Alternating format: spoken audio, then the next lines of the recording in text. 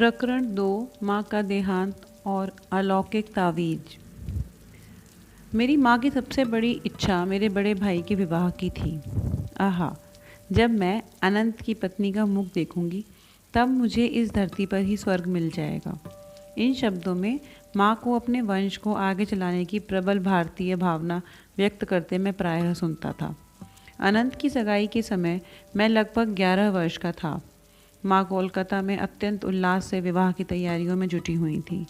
केवल पिताजी और मैं ही उत्तरी भारत में स्थित बरेली में अपने घर में रह गए थे, जहाँ लाहौर में 2 वर्ष रहने के बाद पिताजी का स्थानांतरण हो गया था। इसके पूर्व मैं अपनी 2 बड़ी बहनों रमा और उमा के विवाहों का ठाट बाट देख चुका था, किंतु घर में सबसे बड़ा पुत्र होने के नाते अनंत की विवाह की तैयारियां तो और भी बड़े स्तर पर हो रही थीं। माँ प्रतिदिन दूर दूर से कोलकाता पहुँचते सगी संबंधियों की आवभगत करने में व्यस्त थी। माँ ने 50 एमहर्स्ट स्ट्रीट में लिए गए एक नए विशाल घर में उन सबके आराम पूर्वक ठहरने की व्यवस्था की थी। सारी तैयारियां पूरी हो चुकी थी। विवाह भोज के लिए नानाविध व्यंजन, बारात के साथ अनंत को ले जाने के लिए पालकी, रंग बिरंगी बत्तियों की कतारें, गत्ते के विशालकाय हाथी और ऊंट, अंग्रेजी, स्कॉटिश और हिंदुस्तानी बैंड बाजे, पेशेवर गायक तथा नर्तक, विवाह विधि संपन्न कराने के लिए पंडित, पुरोहित, सब कुछ तैयार था। मंगलोत्सव के उत्साह से भरे हुए पिताजी और मैं समय पर विवाह के लिए पहुंचने का विचार कर रहे थे, परंतु उस शुभ दिन से थोड़े ही पहले मैंने एक अमंगल सूचक दृश्य ध्यान में देखा। यह बरेली में अर्धरात्रि के समय था। मैं पिताजी के साथ अपने बंगले के बरामदे में सोया हुआ था। पलंग पर लगी मच्छरदानी की विचित्र फड़फड़ाहट की सी ध्वनि से मेरी नींद खुल गई। पतली मच्छरदानी के पर्दे खुल गए और मुझे अपनी प्रिय माँ दिखाई पड़ी। अपने पिताजी को जगाओ। माँ की आवाज़ केवल एक फुसफुसाहट की तरह लगी। साथ ही भोर को 4 बजे यहाँ से चलने वाली पहली गाड़ी पकड़ो। यदि मुझे देखना चाहते हो तो जल्दी करो। इसके बाद वह छाया मूर्ति अदृश्य हो गई। पिताजी, पिताजी, माँ प्राण त्याग रही हैं। मेरे आर्त स्वर में व्याप्त भयाकुलता ने उन्हें तत्क्षण जगा दिया। सुबकते हुए मैंने उन्हें सारी घटना सुना दी। अपने स्वभाव के अनुसार इस स्थिति को अस्वीकार करते हुए उन्होंने मुझसे कहा, चिंता की कोई बात नहीं, यह तुम्हारे मन का भ्रम मात्र है। तुम्हारी माँ बिल्कुल ठीक है। यदि कोई दुखद समाचार मिल ही गया तो हम लोग कल चल पड़ेंगे। यदि आप तुरंत नहीं चले तो अपने आप को आप कभी क्षमा नहीं कर पाएंगे। तीव्र व्यथा के कारण मेरे मुंह से ये शब्द भी निकल पड़े और ना ही मैं आपको कभी क्षमा करूंगा। विषादपूर्ण प्रातःकाल स्पष्ट संदेश लेकर आया। माँ गंभीर रूप से अस्वस्थ, विवाह स्थगित, तुरंत आइए। पिताजी और मैं हतबुद्धि होकर निकल पड़े। रास्ते में जहाँ गाड़ी बदलनी पड़ती थी वहाँ मेरे एक चाचा हम लोगों से मिले। आकार में बड़ी बड़ी होती जाती एक रेलगाड़ी वज्र गर्जन के साथ हमारी ओर आ रही थी। आंतरिक शुद्धता के कारण अपने आप को गाड़ी के आगे झोंक देने का निश्चय अचानक मेरे मन में उठा। मुझे लगा कि माँ की छत्र छाया से वंचित हो जाने के बाद अब अचानक पूर्णतः उजड़ गए इस संसार को सहने की क्षमता मुझ में नहीं है। मैं माँ से इस संसार में सबसे प्रिय मित्र के रूप में प्यार करता था। उनके सांत्वनादायक काले नयन बचपन की छोटी छोटी व्यथा वेदनाओं के समय मेरा एकमात्र आश्रय थे। क्या माँ अभी भी जीवित हैं? चाचा से एक अंतिम प्रश्न करने के लिए मैं रुक गया। चाचा को मेरे चेहरे पर छाई अधीरता को भांप लेने में तनिक भी देर नहीं लगी। निस्संशय वे जीवित हैं, पर मुझे उन पर थोड़ा भी विश्वास नहीं हुआ। हम कोलकाता के घर पहुँचे तो हमें मृत्यु के अचेतन करने वाले रहस्य का सामना करना पड़ा। मैं मृतप्राय सा होकर गिर पड़ा। किसी प्रकार की सांत्वना को मेरे हृदय का स्पर्श भी कर पाने के लिए कई वर्ष लग गए। मेरी आर्त पुकारों ने साक्षात स्वर्ग के द्वारों को हिला दिया।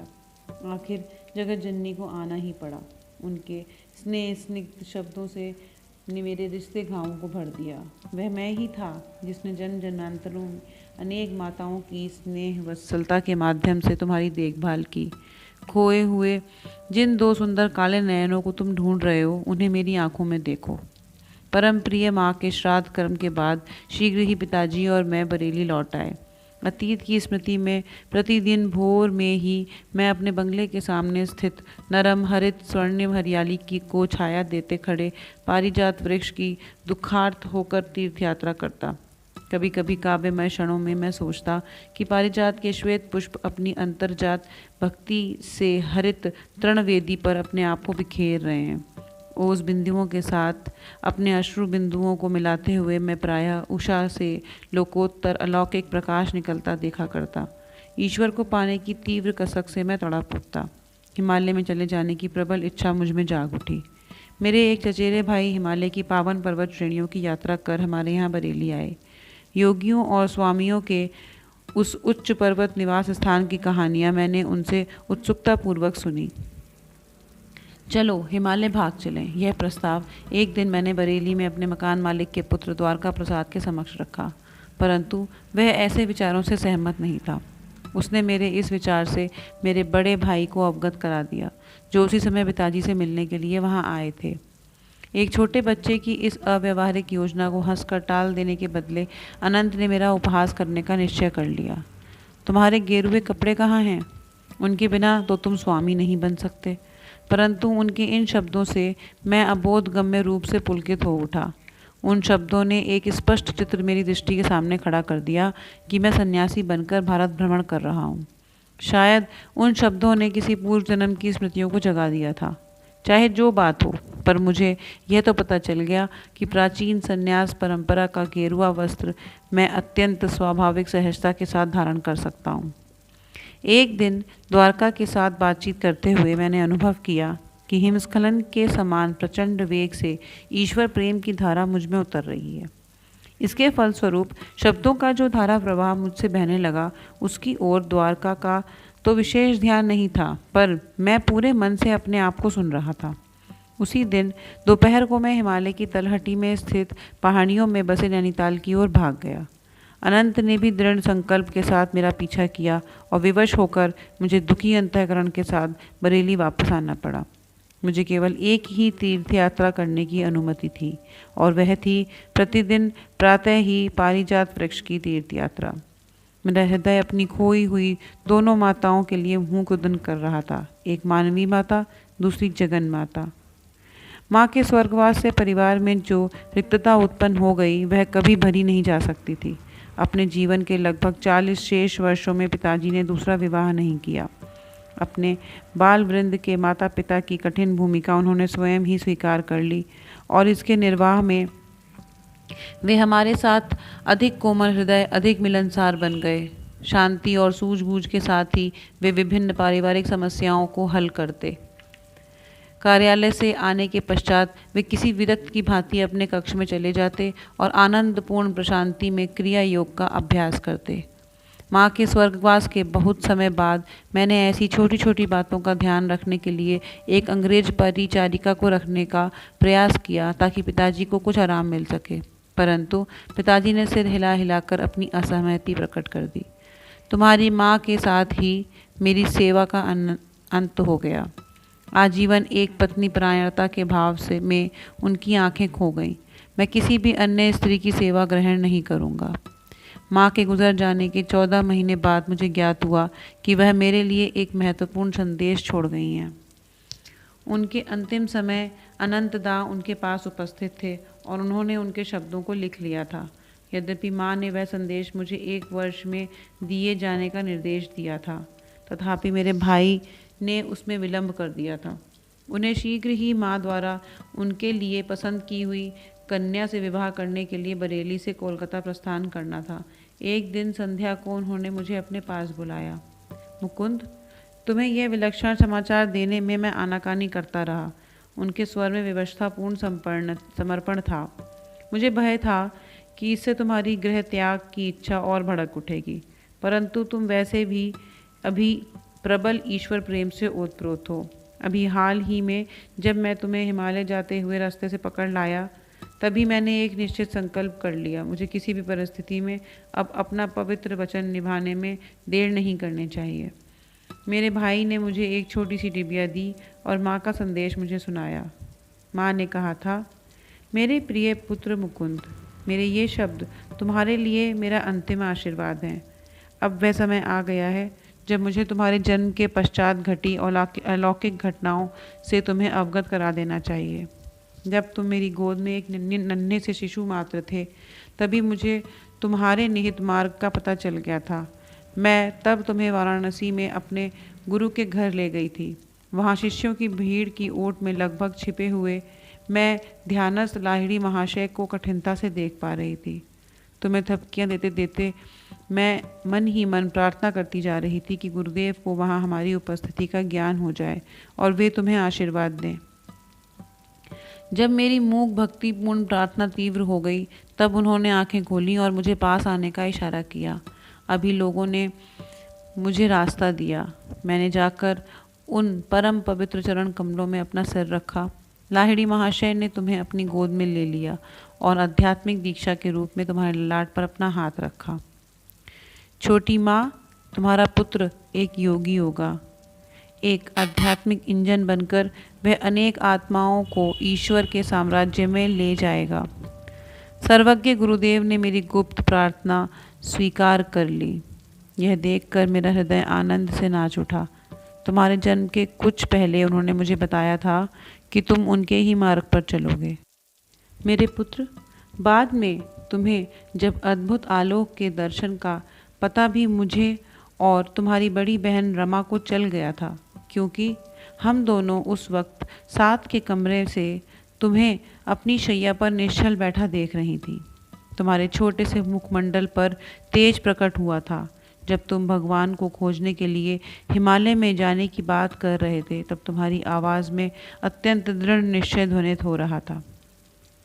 इन सब माध्यमों से मेरे पुत्र, मैं समझ गई थी कि तुम्हारा मार्ग सांसारिक महत्वाकांक्षाओं से दूर है। मेरे जीवन की एक अद्वितीय घटना ने तो इस पर निश्चितता की मुहर लगा दी। वही घटना आज मुझे मृत्युशैया से यह संदेश तुम्हें देने के लिए विवश कर रही है। यह घटना है पंजाब में एक साधु के दर्शन की। जब हमारा परिवार लाहौर में रहता था, तब एक दिन प्रातःकाल नौकर मेरे कमरे में आया। मालकिन, एक अजीब साधु द्वार पर आया है। कहता है कि उसे मुकुंद की माँ से ही मिलना है। इन सीधे सरल शब्दों से मेरे भीतर कोई तार झंकृत हो उठा। मैं तुरंत साधु से मिलने बाहर गई। उनके चरणों में प्रणाम करते समय मैं समझ गई कि मेरे सामने कोई सच्चा सिद्ध पुरुष खड़ा है।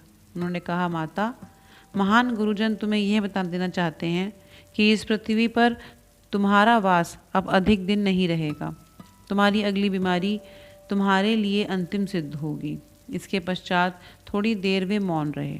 उस मौन के दौरान मैंने कोई भय या संकट का नहीं, बल्कि महान शांति अनुभव की। अंततः वह फिर कहने लगे, तुम्हें अपने पास अमानत के रूप में रखने के लिए चांदी का एक तावीज़ दिया जाएगा। वह आज मैं तुम्हें नहीं दूंगा। मेरे कथन को सत्य प्रमाणित करने के लिए कल जब तुम ध्यान कर रही होगी, तब वह तुम्हारे हाथों में मूर्त रूप धारण कर लेगा। जब तुम्हारे मृत्यु की घड़ी निकट आएगी, तब तुम्हें वह ताबीज अपने बड़े बेटे अनंत को देकर उसे यह बताना होगा कि 1 वर्ष तक वह उस ताबीज को अपने पास रखे और तत्पश्चात उसे तुम्हारे द्वितीय पुत्र को दे दे। महापुरुषों से प्राप्त उस तावीज के मर्म को मुकुंद समझ लेगा। उसे वह तावीज़ तब मिलना चाहिए जब वह सारी सांसारिक आशा आकांक्षाओं का परित्याग कर प्राण पर से ईश्वर की खोज करने के लिए प्रस्तुत हो रहा हो। जब वह तावीज़ कुछ वर्षों तक उसके पास रह चुका होगा, जब उसका उद्देश्य पूरा हो चुका होगा, तब वह अपने आप अदृश्य हो जाएगा।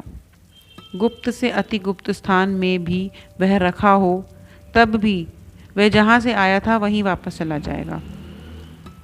मैंने उस साधु की भिक्षा अर्पण कर परम भक्ति भाव से नमन किया। भिक्षा ग्रहण न कर मुझे आशीर्वाद देकर वह चले गए।